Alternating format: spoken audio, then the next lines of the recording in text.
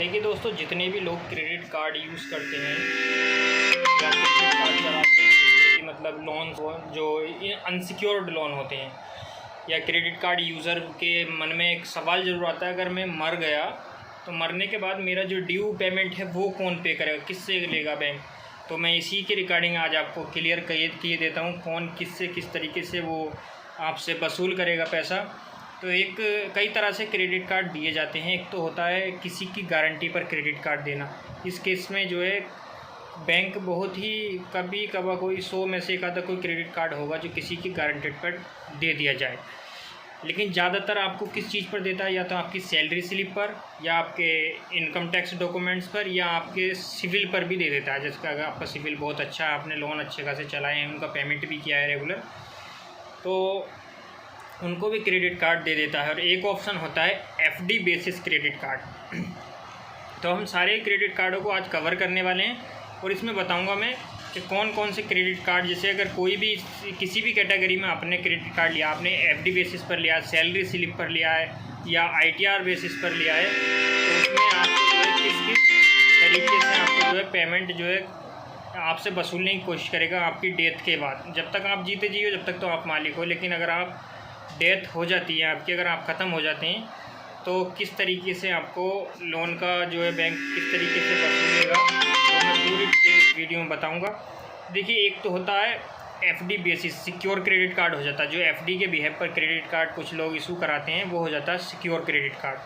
तो अगर आपने यूज़ किया, आपको जैसे आपने सपोज़ कीजिए 1 लाख का आपने एफडी कराई, या 20,000 में भी 10,000 में भी एफडी पर क्रेडिट कार्ड है, आईसीआईसीआई बैंक में 10,000 की एफडी पर ही क्रेडिट कार्ड मिल जाता है।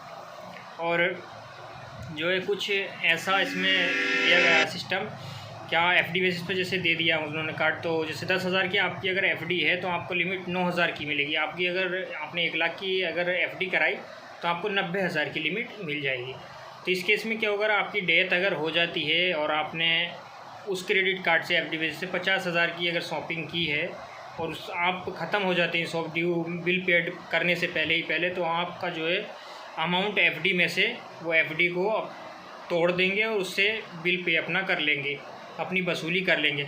अब आता है सैलरी स्लिप केस। इसमें सैलरी स्लिप केस में क्या होता है कि आपने जैसे आपकी डेथ हो गई, आपका बिल बकाया है 1,50,000 जो भी है, तो वो क्या काम करेंगे, पहले तो आपके रिलेटिव को, मतलब घर वालों को कुछ परेशान करेंगे, कुछ कहेंगे उनसे, मतलब वैसे कोई केस वेस नहीं करेंगे वो, क्या आप पे कर दीजिए, ये इन्होंने यूज़ किया था, वो उन्होंने भी यूज़ किया था, आपके वो थे, मतलब एक उनको मजबूर करेंगे इस चीज़ पर कि आप बिल भर दीजिए।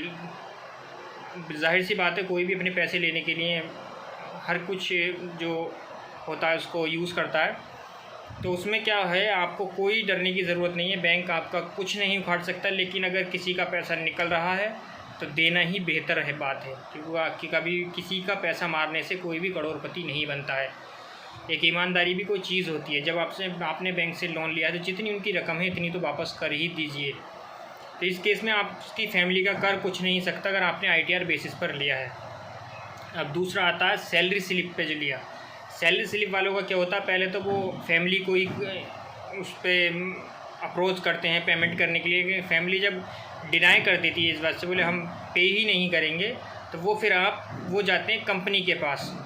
तो कंपनी क्या कर सकती है उसमें, बोले भाई मैं तो स्लिप जो जब तक जिंदा था, या उसका कोई पीपीएफ अकाउंट चलता हुआ होता है, या किसी तरीके की कोई स्कीम अगर कंपनी के अंतर्गत आती है तो वो उसमें से वसूल कर सकते हैं।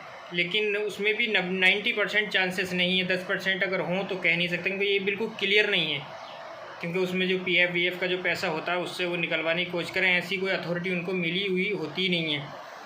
आईटीआर में तो नॉर्मल है, घर वालों को वो अप्रोच करेंगे इसके लिए, या आपका पेमेंट कीजिए, आप मत कीजिए, कोई दिक्कत नहीं, कोई परेशानी नहीं है, कुछ नहीं होने वाला, क्योंकि जिसने लोन लिया था वो तो मर चुका है। अब बात रही सिविल की। सिविल जब वो आदमी नहीं रहा तो उसका सिविल का क्या करना, अचार थोड़ी नहीं डालना है हमको, उसके नाम पे लोन है। कुछ लोग मेन पॉइंट, जो सबसे मेन पॉइंट है, कुछ लोग क्या करते हैं, जैसे मेरा भाई है, मेरे भाई की डेथ हो गई, ओटीपी के लिए मेरे पास मोबाइल तो है, रह ही जाता है हर इंसान का। तो कुछ लोग क्या करते हैं, डेथ के बाद भी उस क्रेडिट कार्ड से ट्रांजैक्शन कर लेते हैं। तो उस केस में आपको पेमेंट करना ही करना है 100 की 100%। अगर आपके भाई, आपका ब्रदर, आपका कोई भी मतलब ऐसा जिसकी डेथ हो जाती है और डेथ के बाद भी उसका क्रेडिट कार्ड एक्टिव है, मतलब यूज़ कर रहे हैं आपने कोई भी ट्रांजेक्शन कर दिया, तो पेमेंट फैमिली वालों को देना ही पड़ेगा हर कीमत। कि आप जान लीजिए कि किसी की डेथ हो जाती है तो उस क्रेडिट कार्ड को यूज़ करके आप ये ना सोचे बोले मैं यूज़ कर लूँगा इसको तो बिल थोड़ी ना देने वाला, वो तो मर गया उसको नहीं, जो यूज़ करेगा उसका पूरा वेरिफिकेशन करा जाएगा, जो भी दोषी पाया जाएगा उससे पूरा, बल्कि घर वाले यूज़ कर सकते हैं और तो कोई यूज़ नहीं कर सकता। Next video.